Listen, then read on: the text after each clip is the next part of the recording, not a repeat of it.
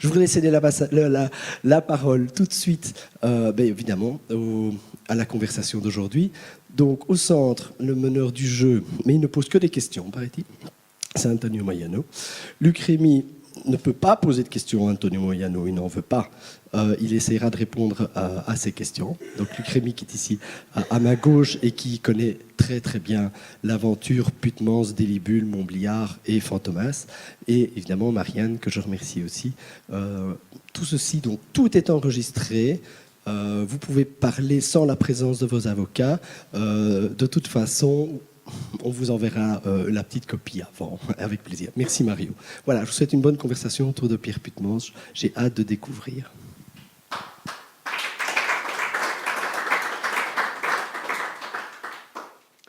Bonjour les amis, donc nous sommes ici pour Pierre Putmans. Moi, je vais avoir le travail très facile, puisque je connais mal l'œuvre de Pierre Putmans. Donc mes questions seront tout à fait naïves, mais souvent ce sont les meilleures. J'espère que je vais tenir ce pari. En même temps, j'en suis très très heureux, parce que si je connais Pierre Putmans depuis des années et des années, je dois avouer que je ne l'avais pas lu complètement. Même je l'avais publié dans la revue que je faisais, Revue et corrigée, mais j'avais lu le poème qu'il nous avait envoyé, ça oui, au minimum, mais pas des livres entiers. Je remercie donc Luc Rémy de m'avoir invité, parce que ça m'a boosté à lire toute l'œuvre, et je n'ai pas fini. Donc c'est totalement en naïf que je vais poser les questions. Luc Rémy. Oui, comme on est au théâtre, on va faire semblant. Certaines réponses, je les connais déjà, mais c'est pour vous qu'on le fait, et pour le micro, bien sûr. Je répète. Luc, quand et comment rencontres-tu pour la première fois Pierre Putmans? Ça se passe autour de 1989.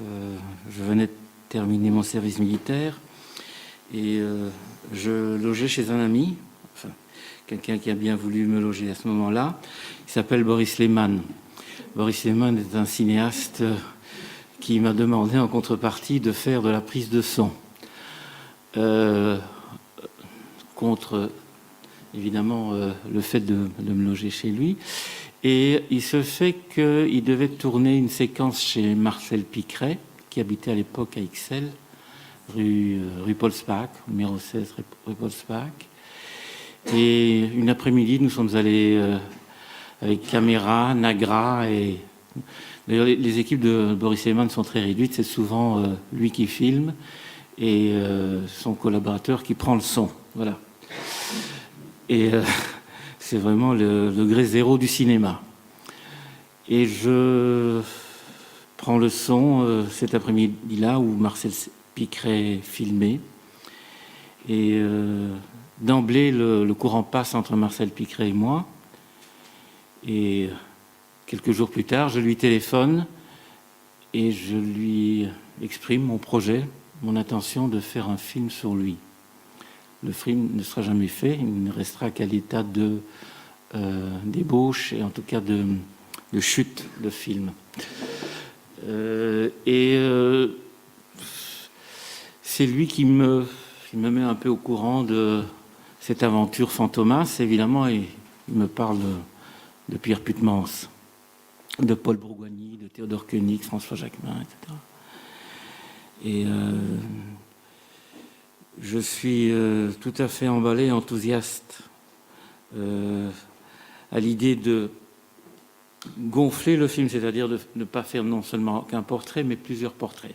Et c'est là un jour, il téléphone à Pierre et m'explique un peu le projet, mon intention, et nous sommes invités chez lui. Alors la première fois que je vois Pierre, il est dans un lit chez lui. Il venait de faire une chute sur un chantier et donc il était complètement immobile et il était entouré de chats. Alors, ce jour-là, je n'ai vu que Pierre entouré de chats dans son lit. Ça, c'est la première rencontre avec Pierre. On n'a pas du tout parlé de littérature ou de poésie ou quoi que ce soit. c'est des conversations très anodines. On évoquait, oui, le fait que un film était en projet et que j'aurais bien aimé le filmer. On s'est revus plus tard, quand sa santé s'est rétablie. Et là, je lui ai proposé de faire une promenade. Et il m'a invité, il a suggéré de faire une promenade dans une région qu'il connaît bien, parce que Pierre est quand même quelqu'un de très attaché à son terroir. Et nous avons fait une promenade dans le Pajottenland, du côté de Pays de Sainte-Anne, où Bruegel a, paraît-il, peint cette fameuse toile, la parabole des aveugles.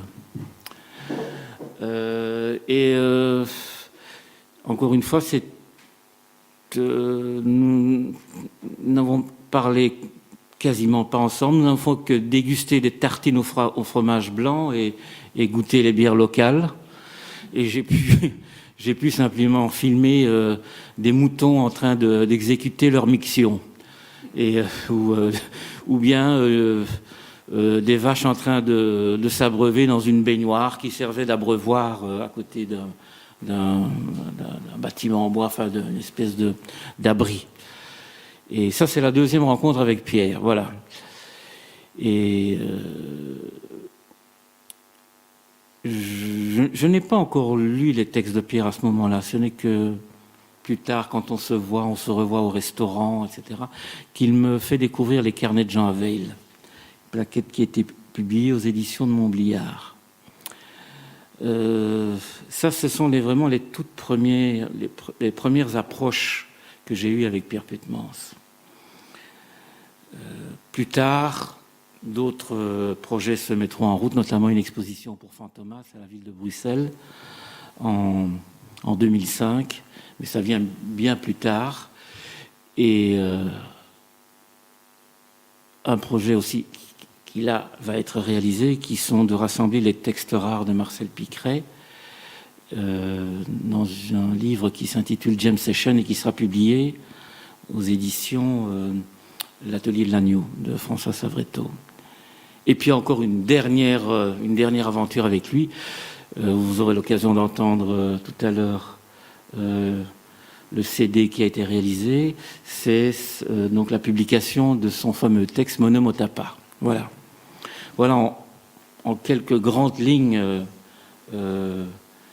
les moments forts, disons, les moments importants qui ont eu lieu entre Pierre et moi. Tu parlais de cette exposition à la Grand Place. Elle est importante. Comment s'appelle ? Il va y avoir un Fantomas qui va sortir. Quel est le titre de ce Fantomas ? C'est le post-ultime. Ah, le numéro post-ultime. Est-ce que tu as des souvenirs autour ? Parce que je me souviens qu'en ce temps-là, tu voyais énormément... Oui, non, mais ça, c'est Pierre qui a concocté le post-ultime avec les documents que moi, j'avais rassemblés pendant un an. J'ai fait un travail de recherche aux AML, aux Archives du Musée de la Littérature. J'ai fouillé dans la correspondance, dans les textes manuscrits inédits. Et Pierre, je lui ai suggéré certaines choses. J'avais fait de nombreuses photocopies, et puis c'est lui qui a concocté finalement ce numéro post-ultime avec les tableaux que l'on avait aussi rassemblés pour l'exposition. Mais vu de l'extérieur, je trouvais que c'était vraiment très symptomatique de l'importance qu'il accordait à Fantomas, mais aussi à l'amitié autour des 7 types en or, puisqu'il est celui qui prend en charge. Je voudrais que tu racontes un petit peu comment... il est le dernier arrivé dans l'aventure Fantomas, puisque au départ, en 1953, c'est Avren, Noiret et Koenig qui lancent la rue. Mais surtout Marcel Avren, parce que c'est lui vraiment le déclencheur, c'est lui qui est à la base de ce projet. Et puis après viennent se placer les frères Picret à la mort d'Avren, et puis Paul Bourgoigny, François Jacquemin et finalement Pierre dans les années 60. Oui, au départ. Au départ, Joseph Noiret était au départ de la fondation de de la création de cette revue. Voilà, qui a été créée dans une cuisine cave à la rue Marie-Henriette, numéro 22 à Ixelles. C'est là que tout s'est passé. En fait, Avren, Noiret et Aubin Pasque, Woutobourg, des gens qui avaient un peu été satellites autour de Cobra, se réunissaient le dimanche après-midi, où ils venaient déguster de la tarte aux cerises, boire un café et discuter de tout et de rien. Et Avren aussi avait été un peu, frustré par l'aventure Cobra, parce que, en fait, Cobra avait surtout mis en évidence les peintres, et lui, se sentant un petit peu frustré, comme je viens de le dire, il a proposé à Noiret et à Koenig de lancer une revuette qui ne serait plus que consacrée qu'aux poètes, surtout, hein, mettant les peintres en seconde zone.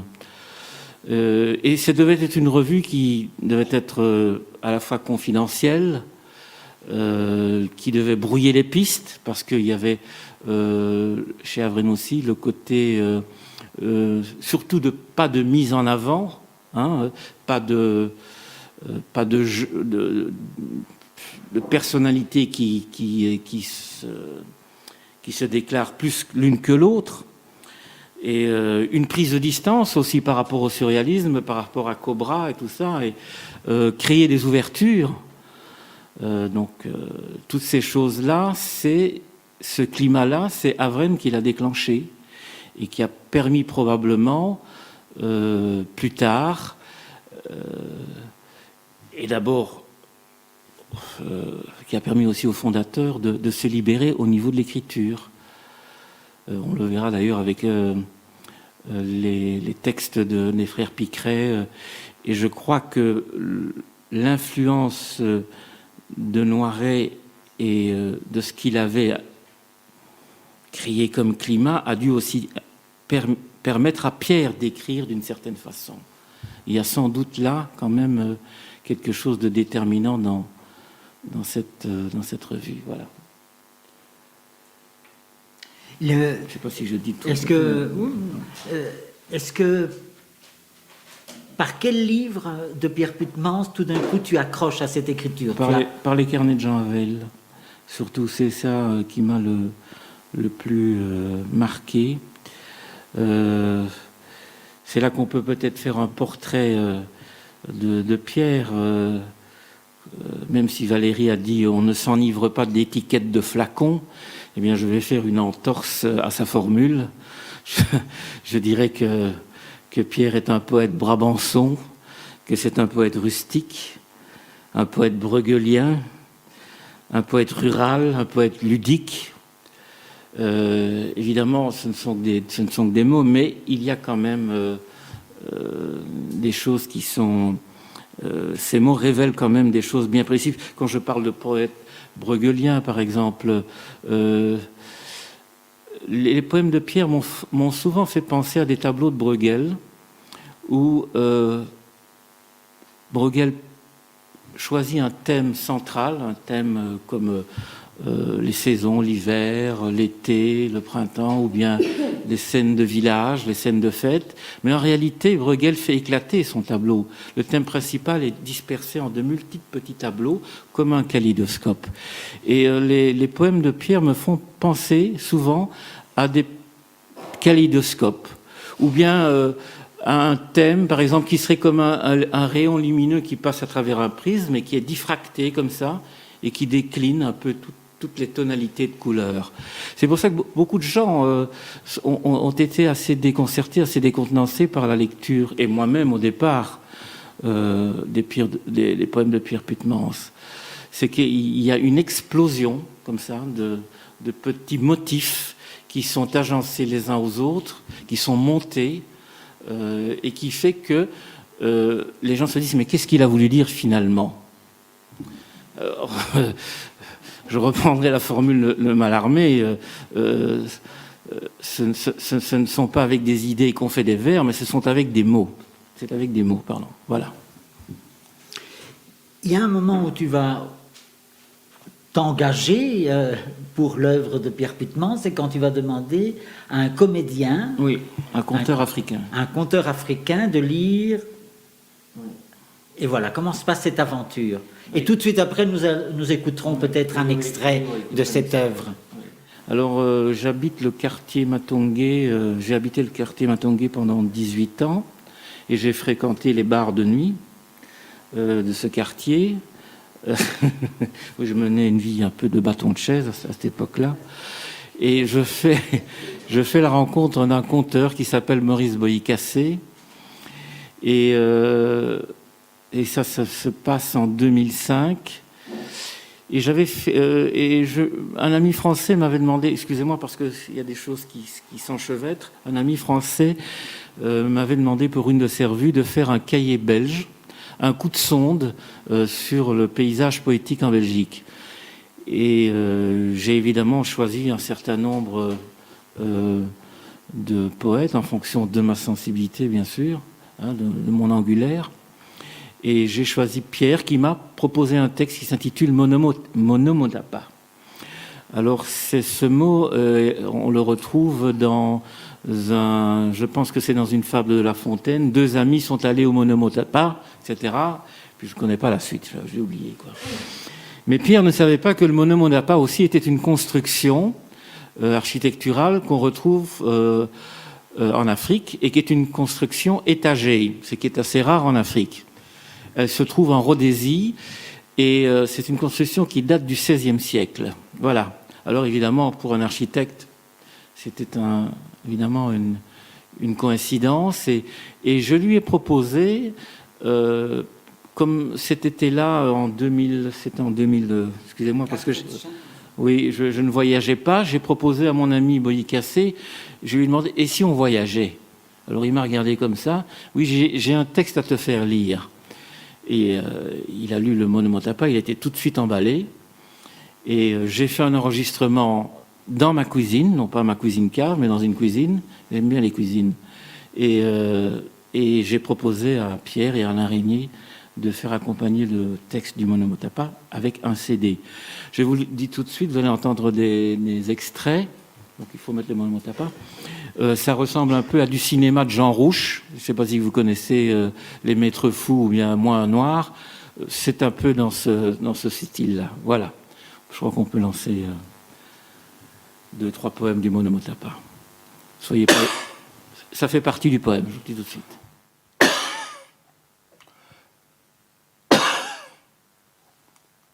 Mono. Le Monomotapa. Mono. Le Monomotapa. Au pays du monaï et des tapas, la foule odorante et compacte s'engouffre sous les cascatelles. Les femmes en sortent toutes nues et les hommes portent les hématomes de la défaite. Là-bas filent les carcajous et ces oiseaux sans pattes et sans ailes qui ressemblent à des blinides avant la chute, tout droit issus d'un Éden fugace et multicolore. Le vieux se torche la barbe en prévision des libations et les galapias suspendent leur trajectoire. La grande garabane n'est pas loin, ni le cornet à des garants du bon fonctionnement des offrandes. Des offrandes.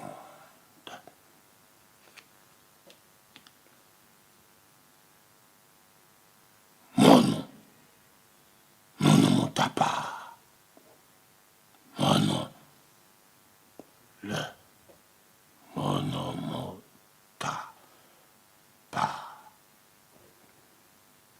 On vient de replanter les arbres séculaires, afin qu'ils puissent percher les barons.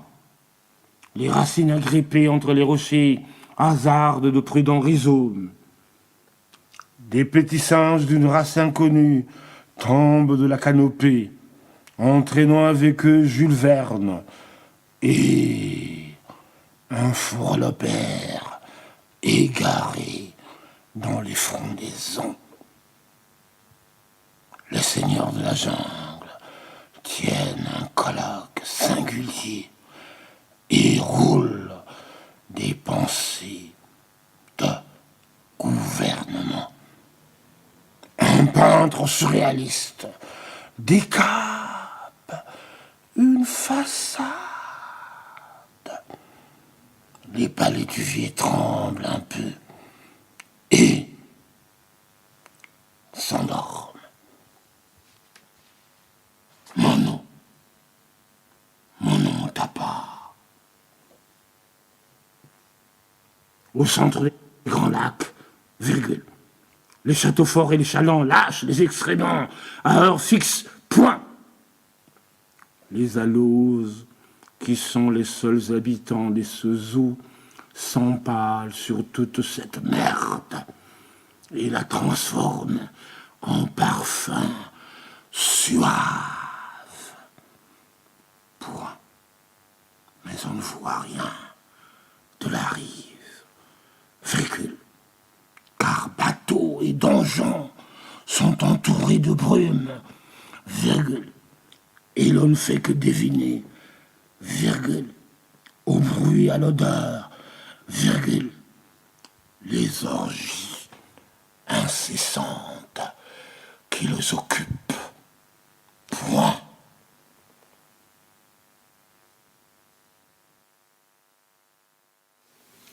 Voilà. Ce thème du voyage, c'est une impression de jeune lecteur, donc, de l'œuvre de Pierre Putmans. Ce thème du voyage et d'aller ailleurs ou très loin au coin de la rue est vraiment une clé, un chemin dans l'œuvre de Pierre Putmans et qui m'a fait extrêmement plaisir de le découvrir. Mais je vais me tourner vers Marianne Putmans. Excusez-moi de l'énormité de la question, mais tant pis. Ça fait quoi d'être la fille d'un poète comme Pierre Putmans? Ça, c'est... On me le demande souvent aussi avec ma mère. Hein. Ça fait quoi d'être la fille d'une écrivain? Mais ça redoublerait le volume, on va s'en tenir à Pierre Putmans. Enfin, on a eu des parents qui étaient des créatifs, on a eu des parents, toutes les deux, pour qui l'acte créatif était quelque chose de très important. Il faisait partie de leur vie tout le temps, à tout point de vue et en permanence. Tout à l'heure, Luc parlait de sa promenade avec mon père, des vaches et des moutons. En revenant de ça, il écrivait ça. Et de ça, il retransformait et il en faisait un poème dans lequel le mot mouton allait apparaître, le mot baignoire ou abreuvoir aussi, mais loin du mot de la vache. Et où il transformait ça, et il faisait ça de façon quasiment constante. On a été baignés de ça. Il transformait plein de choses. Petite, nous ne savions pas que ce qu'on mettait sur les fraises s'appelait du sucre en poudre, ça s'appelait du stupre à coudre. Le fromage pur salaud était remplacé de Port-Salut était remplacé par du pur salaud et le décapsuleur s'appelait évidemment un dépuceleur. Nous avions dans notre classe, je ne sais plus si c'était dans la classe de Toinon ou dans la mienne, une petite espagnole qui s'appelait Concepción, que mon père s'évertuait à appeler Contraception, et trouvait ça lui-même très drôle. Nous on ne voyait pas ce que ça avait de drôle, mais c'était habituel. Mais la transformation du mot était quelque chose qui faisait partie de notre vie quotidienne tout le temps. Chaque petite chose de la vie quotidienne devenait une anecdote. Alors, on a retrouvé son journal intime qu'on garde parce que c'est vraiment intime. Mais dans ce journal qui est fait un peu à la façon dont les Goncourt faisaient leur journal, des petites phrases notées, c'est rempli de petites anecdotes comme ça, des petites choses qui l'ont frappé. Quelqu'un qui traverse la rue avec un vêtement qui n'est pas de saison, par exemple, quelqu'un en plein été qui a un gros manteau, de ça, il rentrait à la maison, il racontait ce qu'il avait vu à table, et puis 3 jours après, il commençait à travailler là-dessus, il jouait avec les synonymes, et ça finissait par devenir un poème. Il y a eu, pour moi, le truc le plus extraordinaire, ça reste la constellation du chien. Alors, la constellation du chien, elle est issue du fait que Toinon, à l'âge de 12 ans, a reçu un chien pour son anniversaire. Un petit chien, un petit Zineke. Et ce chien a reçu un prénom. Alors, je ne sais absolument plus qui a trouvé le prénom, mais ce chien s'est appelé Adrienne. Et puis, mon père a décidé que ce chien, comme tout le monde, avait droit à un nom de famille. Et donc, ce chien s'est appelé Adrienne Sneyers. Alors, pourquoi Sneyers? Ça, je pense qu'on ne l'a jamais vraiment su. Et voilà, donc nous avons vécu pendant 11 ou 12 ans avec Adrienne Sneyers, à qui il a donné une personnalité, parlant avec une voix d'Adrienne, qui était une voix tout à fait particulière, qui était la voix d'Adrienne quand Adrienne parlait, qui s'exprimait, qui avait d'ailleurs une vie intellectuelle tout à fait extraordinaire et très différente du reste de la maison. Et puis il s'est mis à écrire un texte sur le chien. Le texte est parti d'un jour où il est allé chez le boulanger avec le chien. Et la boulangère a donné un morceau de pain au chocolat, si je me souviens bien, au chien. Et a dit au chien, « Bonjour le chien, tu veux une coucouque ?» Et le chien et coucouque a donné l'idée d'en fait tout un livre qui est un livre extraordinaire parce qu'il est à la fois extraordinairement drôle, il est très touchant. J'ai quand même eu une larme à l'œil en arrivant à la fin quand le chien disparaît, même si officiellement j'ai jamais aimé ce chien. Et en même temps, c'est rempli aussi du voyage parce que quand le chien émet des odeurs de chien, ça devient les parfums d'Ispahan.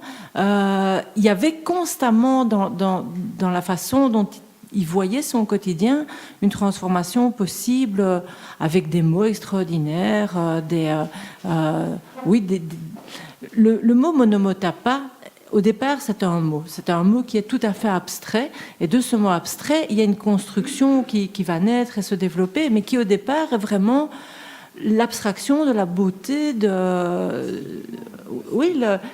plastique, la sonorité du mot, la façon dont on l'a en bouche, et de ça, il y a quelque chose qui naît et qui se développe.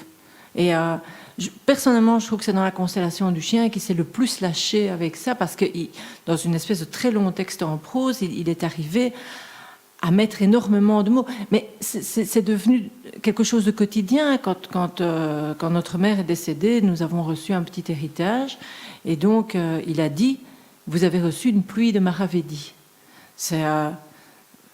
Qui sait encore ce que c'est que des Maravédi? Voilà, il y avait quelque chose de ça, toujours une manière de transformer le réel par le mot en quelque chose qui était de l'ordre de l'imaginaire. Est-ce que, vu à travers votre regard, je dirais, exceptionnel, puisque vous êtes par la proximité familiale, est-ce que ça a toujours été le même poète que vous avez vu, ou vous l'avez vu évoluer? Oh non, on l'a vu évoluer. On l'a vu évoluer énormément, notamment parce qu'il évoluait par rapport aux gens qu'il apprenait à connaître. Il avait toujours d'abord un avis positif sur les gens. Bon, après, parfois, ça n'était plus positif et il changeait rarement d'avis. Mais il était très péremptoire dans les avis qu'il émettait, mais il pouvait s'enthousiasmer terriblement pour une nouvelle forme, que ce soit d'écriture, de poésie, de musique. Je ne sais plus qui est arrivé un jour à la maison avec un disque de Arvo Pärt. Il ne connaissait pas du tout. Et 8 jours après, il avait 10 CD. Il avait cette capacité d'entrer dans quelque chose de neuf et d'en faire quelque chose. Oui, on l'a vu évoluer. Il n'aurait jamais écrit La Constellation du Chien 15 ans avant, je pense, parce que c'était de la prose et parce qu'il ne vivait pas dans ce truc-là. Et puis petit à petit, c'est devenu ça. Alors il y a eu un élément comique aussi. Je ne sais plus du tout de quand ça date, tu te souviens peut-être. C'est quand ces poèmes ont été traduits en hongrois. Alors, en hongrois, on n'écrit pas de poésie en prose. Ça, c'est impensable. La poésie est en vers. Et donc, il a tout d'un coup vu ses poèmes écrits en vers, on voyait bien que c'était des vers, mais personne dans la famille ne connaît le hongrois. Et donc, on a vu cette chose extraordinaire qui était la transformation de sa poésie de prose en vers ayant tous le même nombre de pieds et avec une rime au bout. Il était complètement fasciné par ça. Il trouvait ça tout à fait extraordinaire et je pense que ça a ouvert aussi à une possibilité de penser l'écriture autrement. Il s'ouvrait tout le temps à des tas de choses comme ça. Bon, d'autre part, il y avait des choses aussi dont il déclarait que ça, c'était pas pour lui, clairement, et qu'il ne voulait pas en entendre parler. Luc, si tu devais choisir 3 titres parmi toute l'œuvre de Pierre Putmans, quels sont les 3 titres que tu préfères? La machine à cacahuètes est tombée en panne, les épinards du Kamtchatka et les pyjamas d'Abbé la Neuve.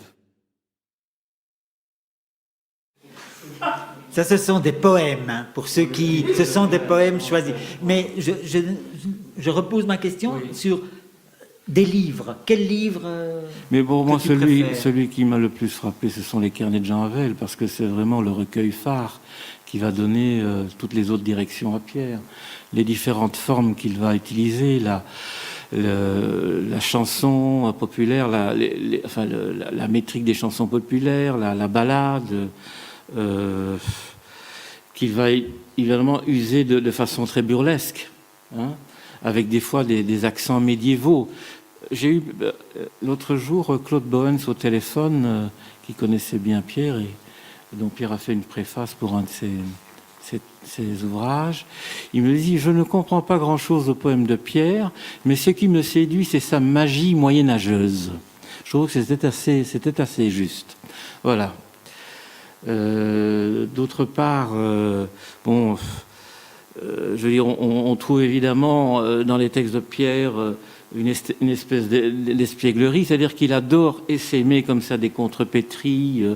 Il va à rebours, par exemple, des formules toutes faites, ou bien, je veux dire, il y a une volonté un peu irrévérencieuse, hein, vis-à-vis de certaines formules, voilà. Donc ça, on retrouve aussi. Donc c'est une multitude de choses, en fait, hein, grosso modo. Voilà. Mais voici un extrait du carnet de Jean Havel. Au flanc d'une montagne, voici les voyageurs. Entourés de hachures, ils franchissent les espaces hiéroglyphiques. Un télégraphe grésille à d'autres pages. Mais ici, c'est le silence. Un oiseau inconnu quitte le sommet d'un arbre. Drapé dans une cape aux contours frangés, un personnage barbu montre l'abîme situé entre le bord de la table et le dossier de mon fauteuil.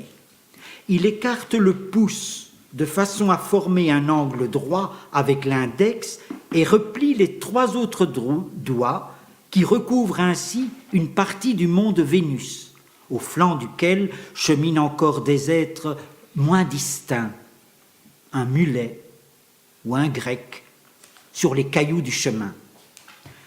Des taches de dépigmentation ont attaqué les arbres. Il est aussi question d'une tortue. Le tout, lui, faiblement dans l'obscurité.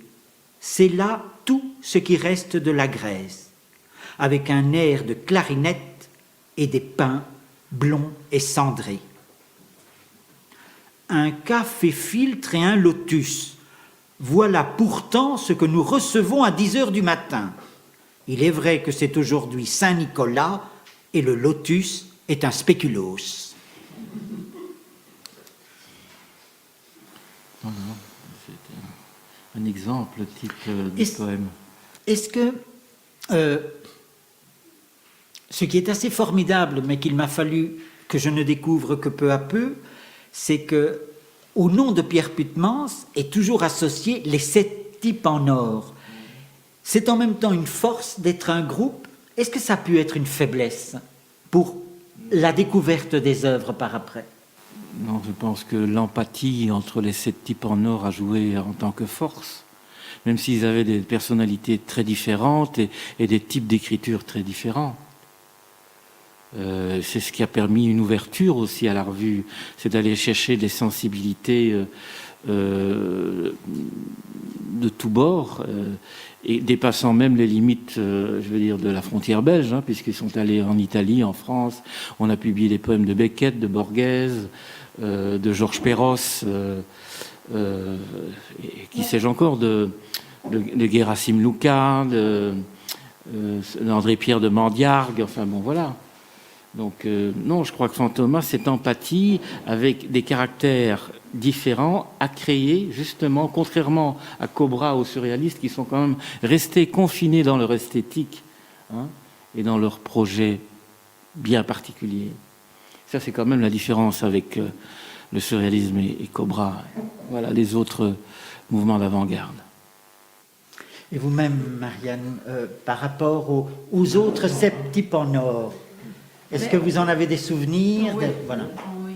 Mais en fait, il y avait ce... Bon, c'est pas... Enfin, moi, je vois pas les choses tout à fait comme ça. Il y avait quand même Théodore Koenig qui essayait de contrôler beaucoup plus les autres, qui avait une personnalité très forte et qui mettait un point d'honneur à décider à la place des autres. Les autres se laissaient d'ailleurs gentiment faire. Mais lui, il avait vraiment enfin, il était très... c'est lui... Bah oui, c'est vrai. Il avait une manière de se mettre aussi en avant, de décider quel poème des autres pouvait paraître ou pas. Moi, je me souviens très très bien de Marcel, qui était vraiment quelqu'un d'adorable, de gentil, qui était très attentionné aux autres, qui était vraiment un personnage adorable. J'aimais bien aussi son amour pour le jazz, qui est quelque chose que j'aime bien. On parlait beaucoup. Alors, Marcel collectionnait... Ta mère n'aimait pas le jazz. Non. Ton père devait se cloîtrer dans sa chambre ou dans son bureau pour écouter du jazz. Ça n'est pas vrai. Ma mère travaillait entre 12 et 14 heures par jour dans son bureau, et donc on avait bien le temps d'écouter ce qu'on voulait pendant qu'elle travaillait. Et non, ça faut pas exagérer. Et alors Marcel collectionnait les Bibles. Il avait une collection incroyable de Bibles de toutes sortes. Et bon, on en a souvent parlé parce que c'est des trucs que j'aimais bien aussi.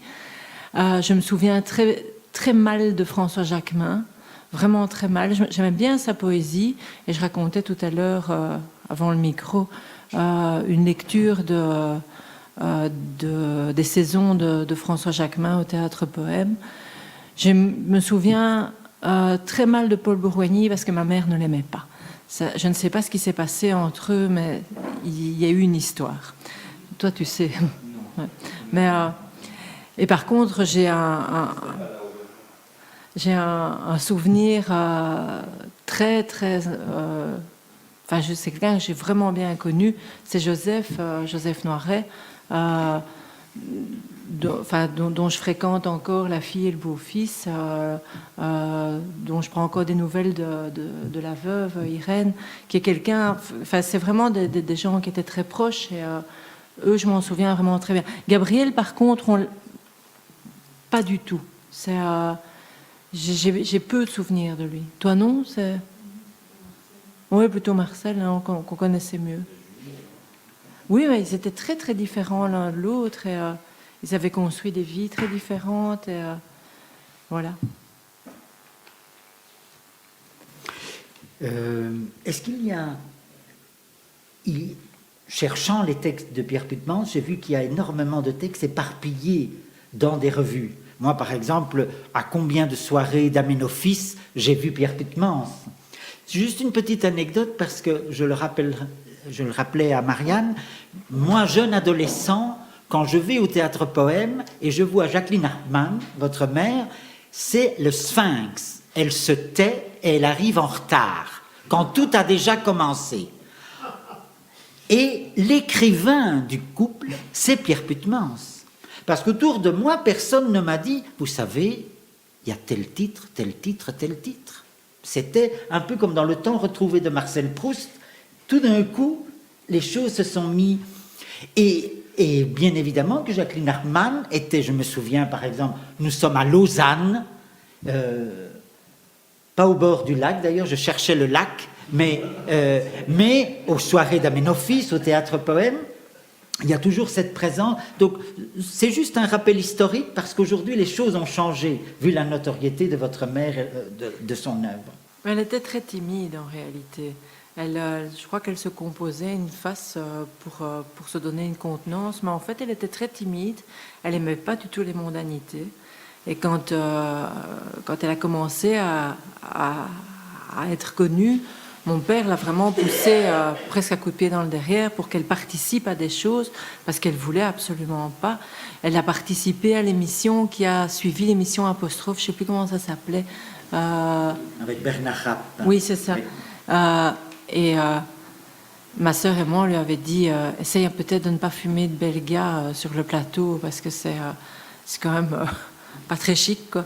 Et elle en a fumé 3 fois plus que d'habitude. Elle avait besoin de se donner une contenance avec une cigarette à la main. Je crois qu'elle était en fait très timide, et elle participait avec son mari qu'elle admirait beaucoup à ces soirées littéraires d'Amenophis et tout ça, mais elle restait très en dehors de... C'était pas non plus sa façon à elle d'écrire et de concevoir l'écriture. Mais ils avaient en commun la vitesse d'écriture.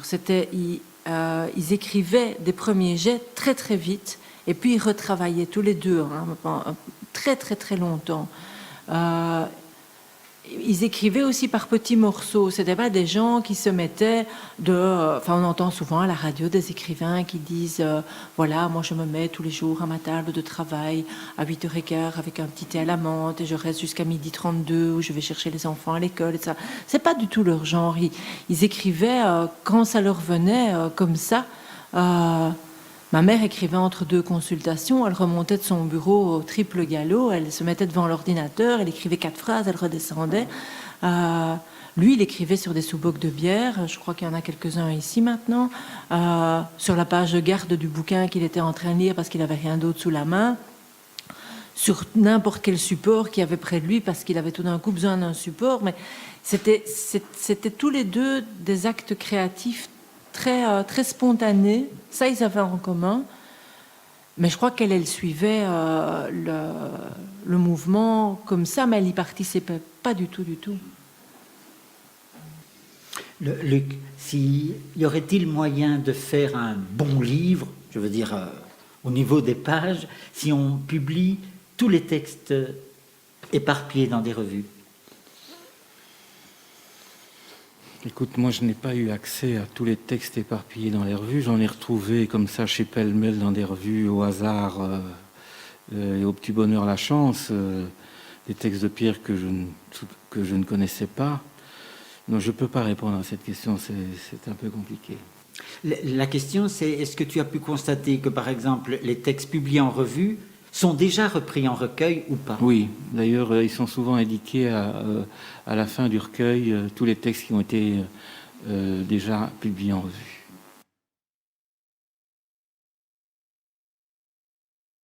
Mais il reste énormément d'inédits. Hein. Je veux dire, il y a encore... j'ai vu un jour arriver une boîte de chaussures avec des feuilles des feuillets de Bristol ou des feuillets à petits carreaux, de bloc-notes, c'est ça, avec énormément de textes, oui. Qu'il comptait travailler ou bien qu'il comptait aussi donner comme ça, tel quel, où il ne voulait plus y retravailler.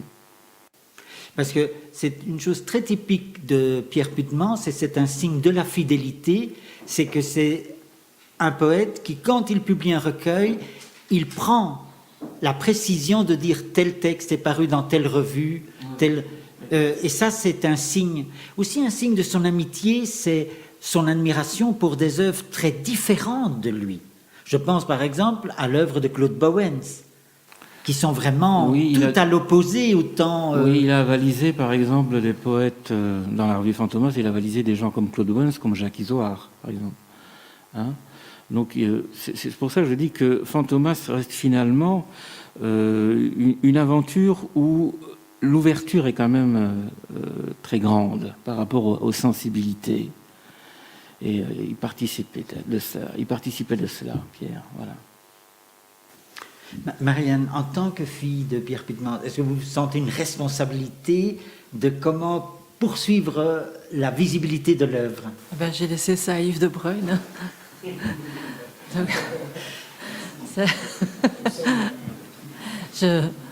Chaque fois qu'on retrouvera encore, parce qu'on n'a pas tout à fait terminé de vider les archives, on a encore 4 caisses pour toi. Chaque fois qu'on trouve quelque chose, on lui donne, parce que je pense que c'est important qu'on continue à en parler, parce que ça fait partie effectivement de... quand je regarde tous ces noms-là qui apparaissent, à part Spinoza, où je ne vois pas très très bien le rapport avec le reste, là il faudrait qu'on m'explique. Mais sinon, oui, j'ai vu, ça me paraît bizarre.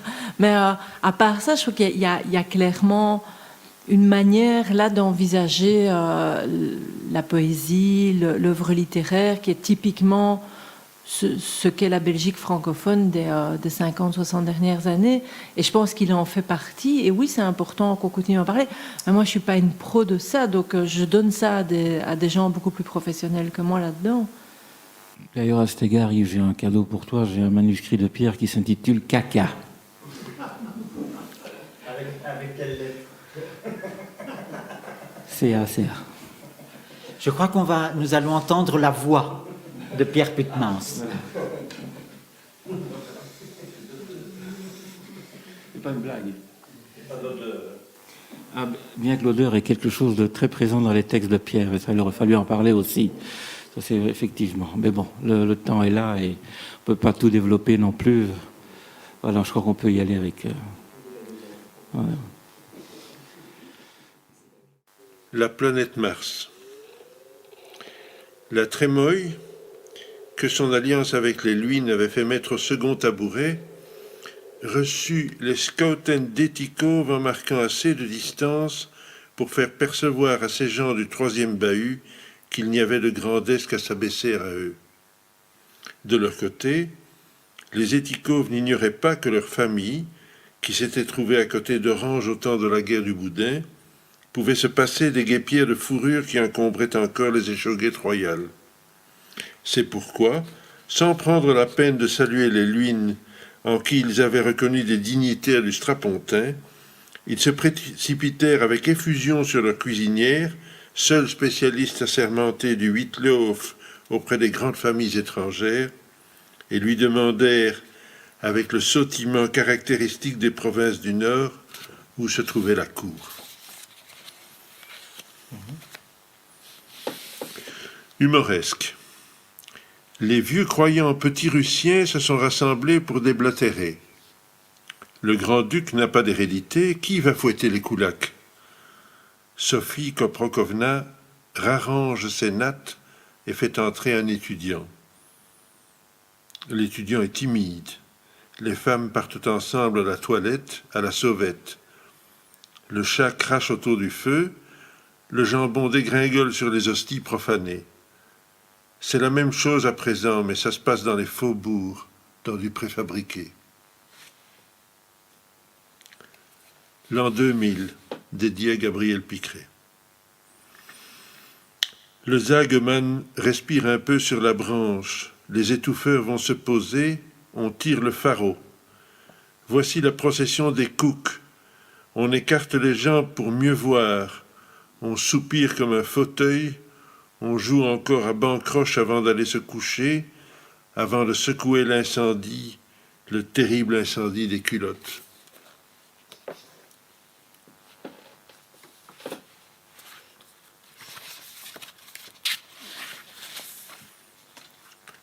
Colloquium Angelicum. On a organisé un congrès sur le spleen. Il n'y a personne dans la salle.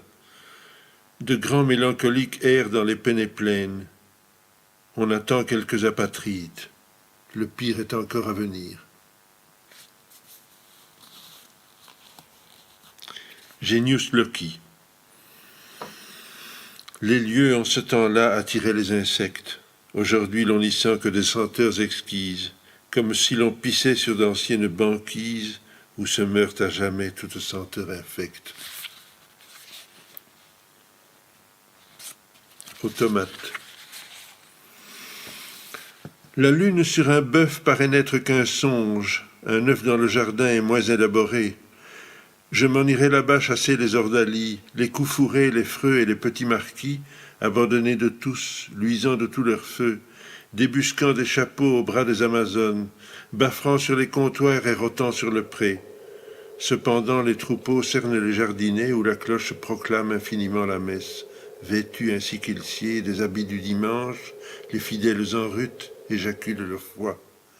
Les génuflexions font circuler le sang, mais les bovins sont là perfides et tenaces, impatients de dormir dans les rhododendrons, d'avaler les tuyas, de bouffer les jonquilles, de déclamer Hugo sur le seuil des maisons et d'écouter enfin au milieu des autruches le piétinement lourd des légions en marche. Hérédia, Hérédia, ils sont devenus fous, Lénine le savait, je m'en doutais un peu. Contribution à l'histoire des ordres grecs. Nous approchons, dit le voyageur, cela sent déjà. Si l'on ne voyait rien encore, le vent venu du désert et qui soulevait de petits tourbillons de sable apportait une forte odeur de merde. Nous montions la pente douce d'une dune. Un effet singulier de perspective nous fit soudain apercevoir, à forte distance, un homme qui semblait assis dans le vide. Il disparut tandis que nous redescendions pour aborder la colline suivante. Alors parvint le murmure de la foule, comme un bourdonnement de 1000 voix discordantes et pourtant accordées, et nous vîmes enfin. Devant nous s'élevait une sorte de monticule malodorant, une vraie montagne d'urine et d'excréments qui durcissait au soleil. Au sommet, émergeant à peine, un fût de colonnes. Sur celui-ci, un chapiteau dont les événements organiques avaient quelque peu dissimulé le style. Et sur le chapiteau, un homme nu, tanné par le soleil, accroupi et pensif ou simplement abruti par la chaleur. Ce que nous avions pris pour les murmures d'une foule en prière était le bruit de millions d'insectes qui se répétaient inlassablement de la manne miraculeuse que l'homme émettait par intervalles réguliers. Mais, dit mon compagnon, de quoi se nourrit-il? Comme il disait ces mots, l'homme se pencha et ramassa une poignée vivante et grouillante de larves et de scarabées. Miracle de la nature, dis-je, il se nourrit de ceux qu'il nourrit. Nous y vîmes une parabole des temps modernes et nous tournâmes définitivement le dos à Siméon.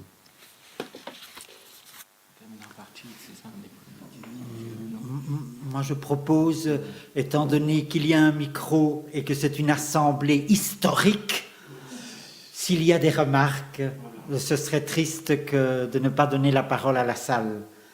Un souvenir, une précision, une correction. Jean-Michel Pochet. Oui, non, pas de remarque, mais j'ai été ému que... Ce serait, Jean-Michel, excuse-moi, ce serait bien de prendre le micro. Ah, ou celui-ci? Oui, j'ai été ému et parce que on a cité une dizaine de fois Amenophis, dont j'étais l'éditeur responsable, parce que j'avais la surface bourgeoise la plus favorable aux descentes de gendarmerie. Et en fait, Pierre Putmans a écrit dans une douzaine, quinzaine de revues, mais apparemment, la seule qu'on a retenue. Et dans mes souvenirs, c'est que Fantomas s'est arrêté en 81, merci Moyano, oui, et que nous, Amenophis, nous étions nés avec Robert, Marie-Claire Kayser à l'époque, et qu'il se sentait un peu orphelin. Il n'avait plus de tribune, parce que ce que Putmans, Koenig écrivait, ça passait automatiquement dans Fantomas. Il n'y avait pas un comité de lecture en disant « non, ça c'est pas bon, je ne sais pas hein. ». Et que nous avions une tribune qui leur paraissait la nouvelle génération et qu'on accueillait aussi « ah, Putmans, oui hein ». On ne se disait pas « oui, mais c'est qui ? Oui, mais c'est Putmans. Non, c'est quoi ?» Et qu'on avait... et nos réunions littéraires, c'était vraiment... Et alors, je mets Putmans à gauche, et puis Picret à droite. Non, enfin, etc.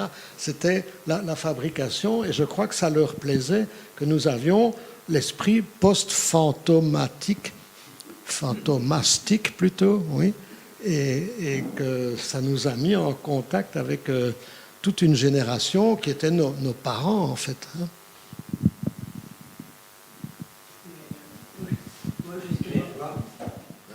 Pardon. Oui, j'ai quelques souvenirs à propos de Pierre.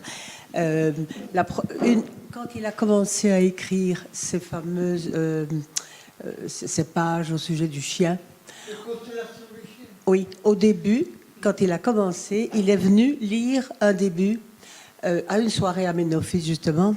Mais alors là, c'était extraordinaire parce qu'il y avait Jacqueline dans le fond, il regardait Jacqueline et il avait une expression, mais il était heureux de venir nous livrer ce début du chien. Et alors, je ne sais pas, c'était quelque chose d'extraordinaire à voir. Quand il lisait un texte, la joie qu'il avait à venir le lire. Alors j'ai un autre souvenir, mais tout à fait différent. Il arrive à la sortie du hareng qu'on avait faite à la libraire, le hareng mystique. Alors il entre et moi je suis à la porte parce que moi je collectais beaucoup les sous pour Aménophis. Il faut bien vivre hein, pour les publications. Alors je dis Pierre, tu arrives au bout de ton abonnement. Alors il me dit comment ? Enfin, Aménophis, c'est quand même la seule revue où il faut payer pour paraître. Les autres me payent moi. Je dis, mais c'est pas du tout ça, Pierre. C'est pas, tu veux bien soutenir Aménophis ? Ah oui, vu comme ça, et hop, il a sorti ses sous tout de suite. Enfin, voilà. Les souvenirs de... Alors, bon, c'est vrai qu'il a publié... Nous avons publié, Pierre, entre autres, très régulièrement dans Aménophis. Et je pense qu'il faudrait peut-être fournir quelques Aménophis ici. Oui. Ça viendra, ça viendra.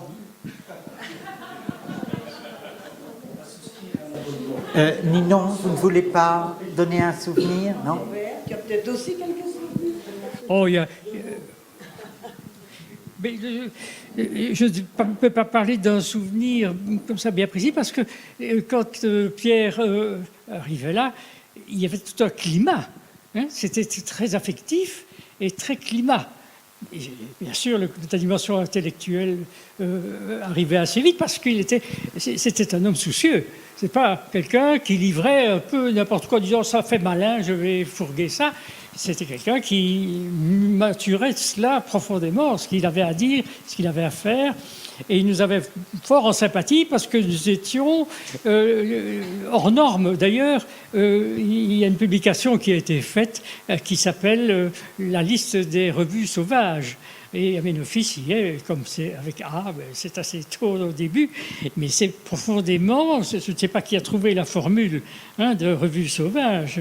La Belgique sauvage, c'était la Belgique sauvage, ça a été publié par Fantomas. Oui, oui, tout à fait, tout à fait. Mais dans mon esprit, ça devient des revues sauvages, parce que dans la Belgique sauvage, il y avait les revues sauvages, et nous en étions. Nous avons mené cette aventure pas mal loin.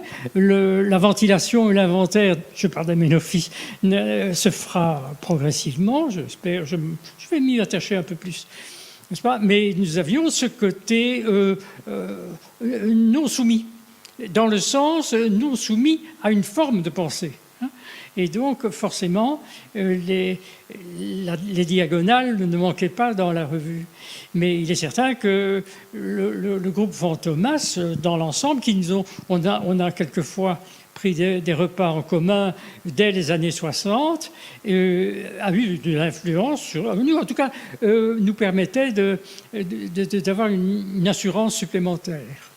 Et Pierre était un homme tout à fait attachant, et Jacqueline, que j'ai beaucoup apprécié et estimé, en tant que grande intellectuelle aussi, hein, écrivaine, ça oui, et grande intellectuelle, capable d'appréciation dans l'ordre de la, de la non-normalité non plus. Bien entendu, c'était professionnellement, il était bon qu'elle soit comme ça. Hein. Il existe des psychanalystes conformistes. Hein. Elle n'en était pas. Et c'était des gens passionnants, des gens que j'ai beaucoup appréciés et qui malheureusement nous ont quittés, comme on dit, trop tôt par rapport. Hein. Pierre avait le même âge que moi, à quelques jours près.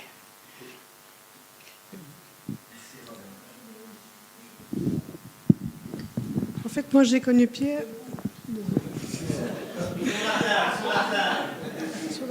J'ai connu Pierre dans d'autres contextes aussi, parce que il était architecte, moi j'étais dans le bâtiment et on s'est rencontrés sur chantier. Et alors, ce que je me rappellerai toujours, c'est qu'il avait, en fait, il a un goût pour les mots bruxellois. En ce sens, il se rapprochait un peu de Marcel Picret, qui avait un peu le même goût pour la sonorité des mots. Lui, c'était toutes sortes de mots bruxellois, et notamment, il y avait le mot sterfput. Ça le faisait rire à travers tout. Et il y avait d'autres mots, vous avez cité cook, enfin, j'ai encore entendu un autre mot qui passait, j'avais pas assez de mémoire. Et alors, il me disait toujours aussi, quand on arrivait à une réunion, il me disait, c'est quand même la première fois que j'embrasse un entrepreneur sur chantier. Je dis, mais tu n'es pas obligé. Puis parce que il m'embrassait quand j'arrivais, mais dans le milieu du bâtiment, ça ne se fait pas nécessairement. Ça, c'est des souvenirs encore que j'ai de Pierre. Et on s'entendait très bien à ce niveau-là. Aux réunions, on rigolait beaucoup. Et voilà. Merci beaucoup. Est-ce qu'il y a un mot, Luc, que tu voudrais quand même dire, ou une question que je n'ai pas songé à te poser? Non, pas particulièrement. Je crois que les grandes lignes ont été données. Je pense, voilà. Évidemment, ça nécessiterait encore, je veux dire, des prolongations, mais voilà. Je crois qu'on ne va pas assommer tout le monde. Je pense qu'il y a un temps pour suffisant, je veux dire, aujourd'hui, pour donner quelques aspects de la poétique de Pierre, et je crois j'espère avoir pu donner quand même le goût de ce qu'il a écrit. Voilà. Marianne, la même question. Moi, j'ai quand même deux petites anecdotes amusantes. Tout à l'heure, il y a quelqu'un qui a parlé de son amour des contrepétries. Un jour, il y a une quinzaine d'années, vers Noël, la marque Deleuze a sorti sa publicité annuelle pour les fêtes, qui était entrée dans la fête avec Deleuze. Il a failli avoir un accident de voiture tellement il a ri.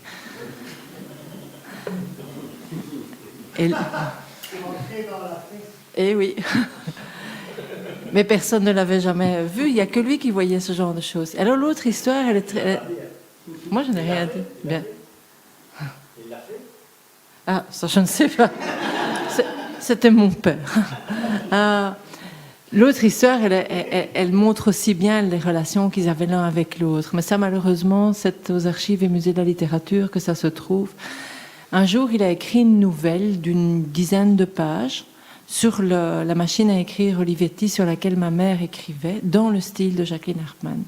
Tout à fait dans son style. Et puis, il l'a mis dans le désordre de son bureau, de façon à ce qu'elle ne le trouve pas tout de suite. Et une dizaine de jours plus tard, elle est tombée sur ce texte, et elle en a été vraiment effarée. Pendant plusieurs jours, elle était très embêtée. C'est incroyable, c'est moi qui ai écrit ça. Je reconnais mon écriture, l'éthique d'écriture, mais je n'ai aucun souvenir de ça. Et il avait fait un texte à la manière d'eux, mais c'était incroyablement bien fait. Voilà. Ça, c'était le genre de farce qu'il faisait. C'est légué aux AML. Merci énormément. Merci à Luc Rémy, merci à Marianne. Merci au public.